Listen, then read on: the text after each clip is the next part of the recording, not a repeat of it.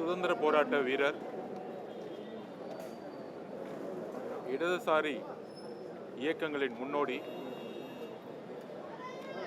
தோழர் கேரளாவில் எப்படி நம்பூதிரிபாடு அவர்கள் ஒரு அரசை உருவாக்கினாரோ அதே காலகட்டங்களிலிருந்து இடதுசாரி சிந்தனைகளில் தன்னுடைய 18 வயதில் கம்யூனிஸ்ட் இயக்கத்தில் இணைத்து கொண்டவர்.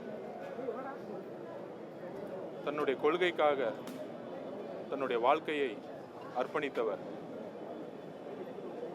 சாதிக்காக தன்னுடைய குரலை வாழ்நாள் முழுவதும் ஒலித்தவர்.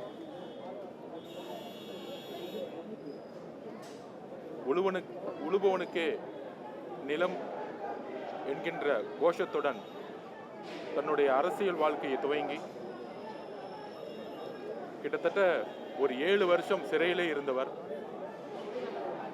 எந்த விதமான அடக்குமுறைக்கும் அஞ்சாமல் ஆதிக்கத்திற்கு எதிராக குரல் கொடுத்தவர். 1990களில் சாதி கலவரங்கள் ஏற்பட்ட பொழுது தன்னுடைய மாமனாரை இழந்தாலும் இரு சமூகங்களுக்கும் ஒற்றுமை நிலவ அரும்பாடுபட்டவர். தன்னுடைய பிறந்தநாள் அன்னைக்கு 1 கோடி ரூபாய் இடதுசாரி தோழர்கள் கொடுத்த போதும் கட்சிக்காக கொடுத்தவர்.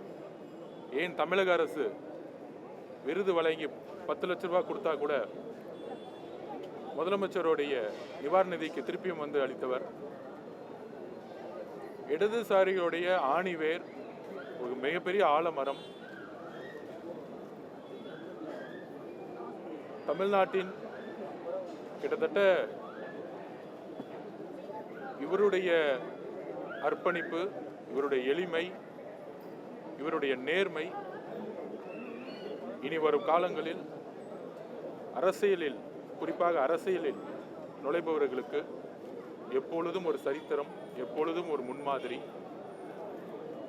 இடதுசாரி தோழர்களுக்கு மட்டும் இழப்பு அல்ல, ஒட்டுமொத்த இந்திய சமூகத்திற்கும், குறிப்பாக தமிழ்நாட்டு மக்களுக்கும் ஒரு மிகப்பெரிய இழப்பு.